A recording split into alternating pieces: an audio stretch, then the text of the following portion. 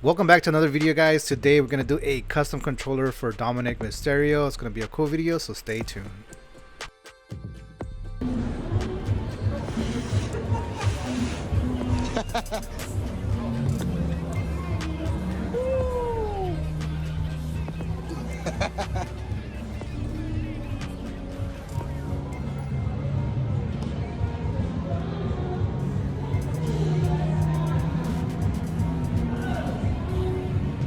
That's cool stuff, man. You feel free to bleep this out, but that's some dirty dime shit.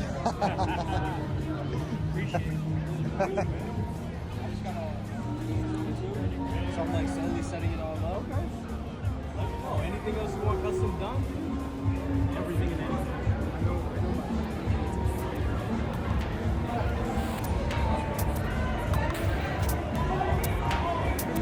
First thing that we're going to do is protect all the electronics, so we're going to cover that with masking tape, and then we're going to use popsicle sticks and hot glue. This way it makes a little holder for us, and we're able to hold and paint the small touchpad without actually having to touch the sides.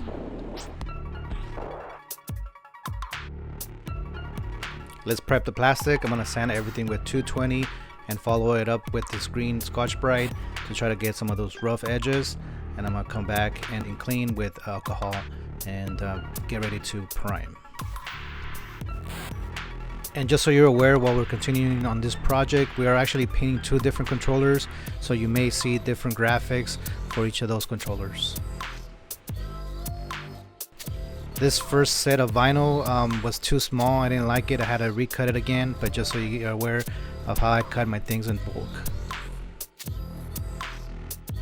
I'm doing all my prep for my stenciling at the beginning. This way I have them all ready to go, cut and ready to be transferred. This way it'll be a quicker, easier way to finish these controllers. Kind of hate doing that in the middle, like printing all these decals out. If it's one item or one controller, it's easier, but when you have multiple controllers like this, or even if it's different projects, it's just easier to get all your stuff cut out at once. This way you can minimize the amount of vinyl that you're using, and you can wisely by cutting everything together and applying all these transfer tapes. I'm just going to be using the white of the actual plastic itself, so I'm not going to pre-spray white. I will be doing that for the base of the purple once I do that.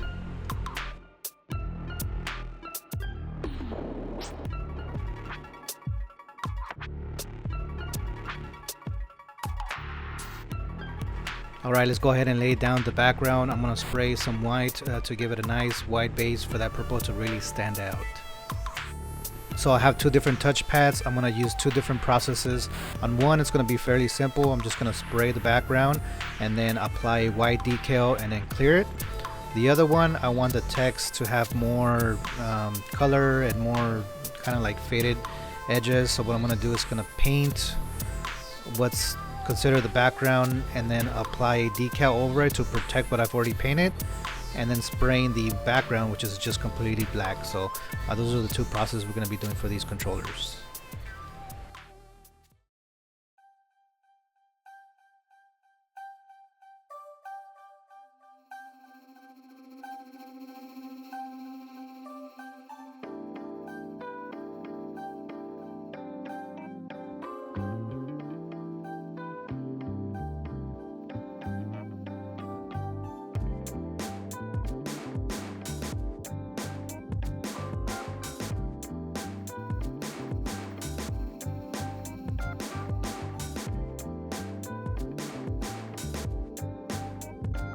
Alright, the majority of the work is done. All the background is painted. We're gonna clear everything with Autoborn sealer. This way it gives us an extra protection once we start applying decals and start messing with more of the sticky stuff. We don't want that paint to peel right off, so we're gonna go ahead and let that dry. The Autoborn sealer dries fairly quickly, but I do suggest for you to kind of either leave it overnight or give it several hours. This way all the chemicals kind of get released from it before you do anything else.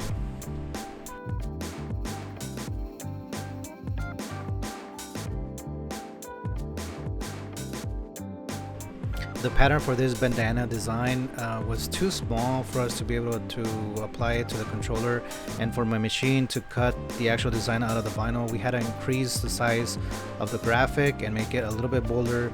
This way the machine is able to cut it, and we also have enough surface area on the decal to actually hold onto the controller when it's getting curved and applied.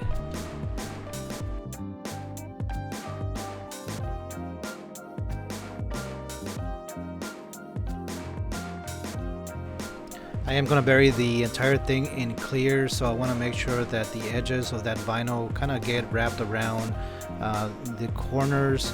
This way when I apply the background portion of the controller, it kind of holds those edges together. This way the decal doesn't want to come off and stuff like that. But once it's cleared, it should be nice and permanent.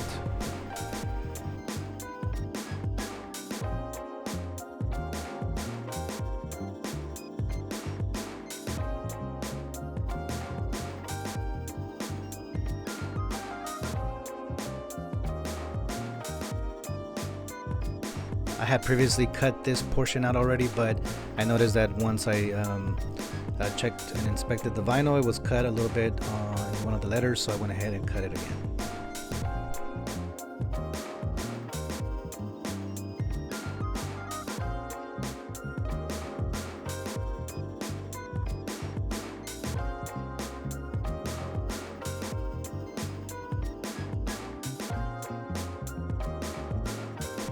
We're gonna have graphics on both sides of this controller.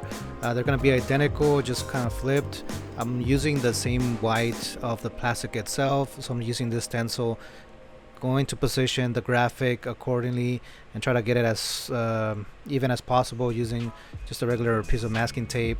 And then I'm gonna shoot the background. Once I do that, remove that and start painting the actual graphic in the white area.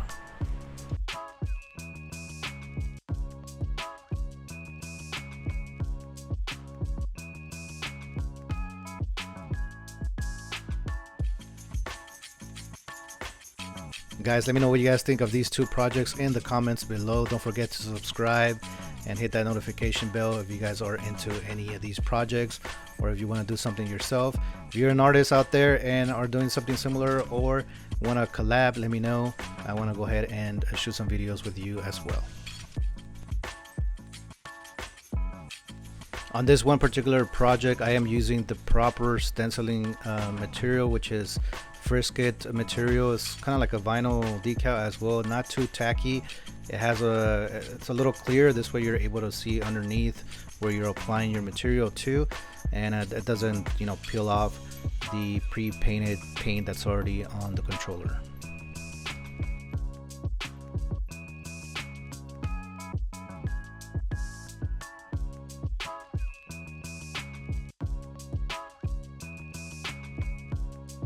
Alright, it's time to lay the background here. I always apply a little bit of Autoborn sealer so it has that stickiness on it, and then I'm gonna come back with the purple and start layering that on it. So I want to do it slowly, allow it to dry, very thin coats. This way when I take off the stencil, it's not pulling the entire acrylic that kind of gets stuck around the edge of the stencil.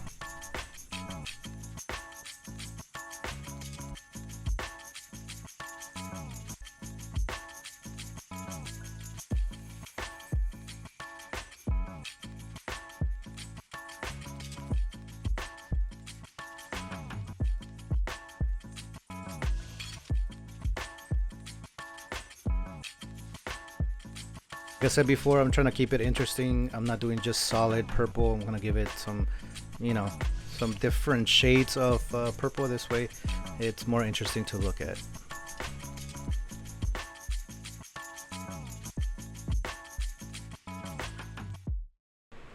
I'm applying royal blue and shades of pink or flamingo. This way it gives the purple some different hues as well, and makes it pop a little bit more. So I think that's gonna give it more of an interest to the eye. This way it's not just flat and boring.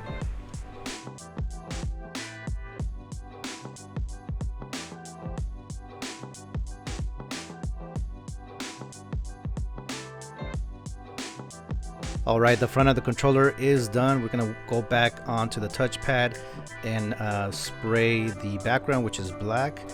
This way we are left with the letters that have different shades of purple, and try to make more of a styling inside those letters.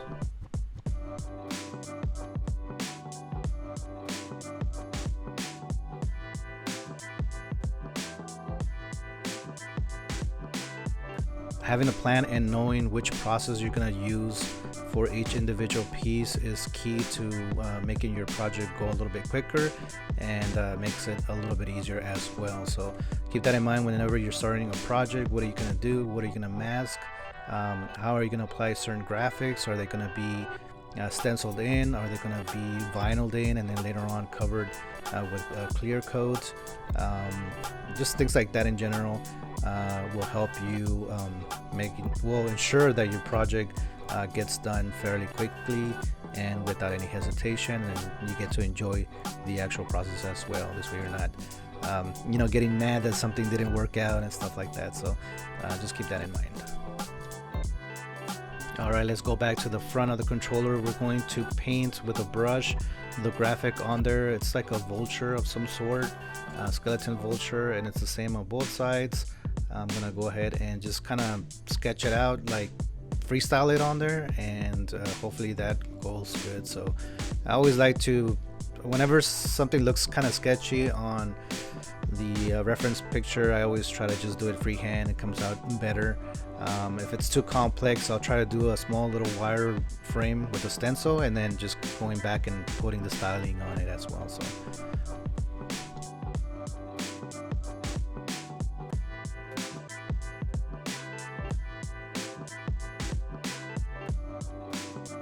if you guys are interested in any custom controllers, please check out Kustom Kontrollerz on Instagram. Direct message Johnny and he'll be able to help you out. With everything else, you can contact me direct.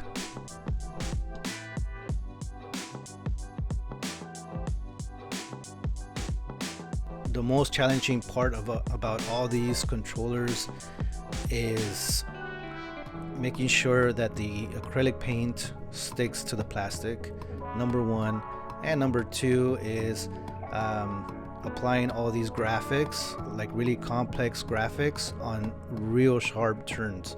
So these controllers are obviously very rounded, to fit your hand, and some graphics don't really apply themselves to be applied the right way when it wraps around, like the back side of the controller, or for example the inside, there's a lot of curvature.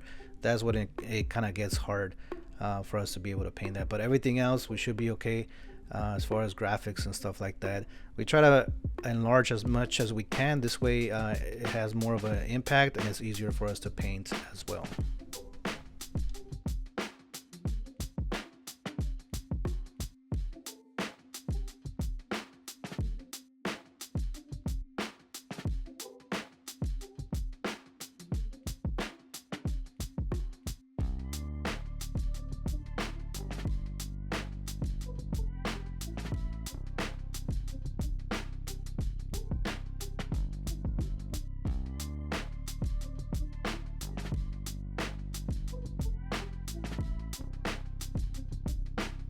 Well guys, we're coming to the end of this project. All I gotta do is just finish painting all the black areas, allow this to dry, and then clear it. Very small thin layers of clear always works best, and then you can come back and do some sanding in between the final layers of clear coat. This way you get a nice flat surface, and especially if you have like different stenciling and your paint is really layered, you can definitely do that as well.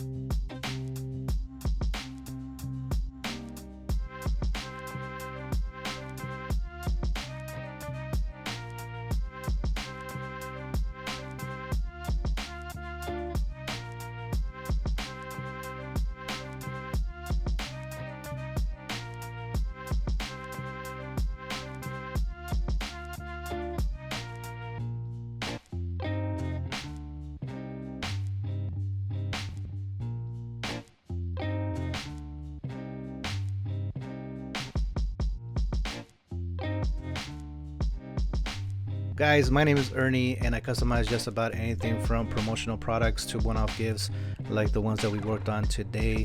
Let me know what you guys think of this video. Don't forget to subscribe. I'll see you guys on the next video. For now, take it easy and I'll see you then. Bye bye.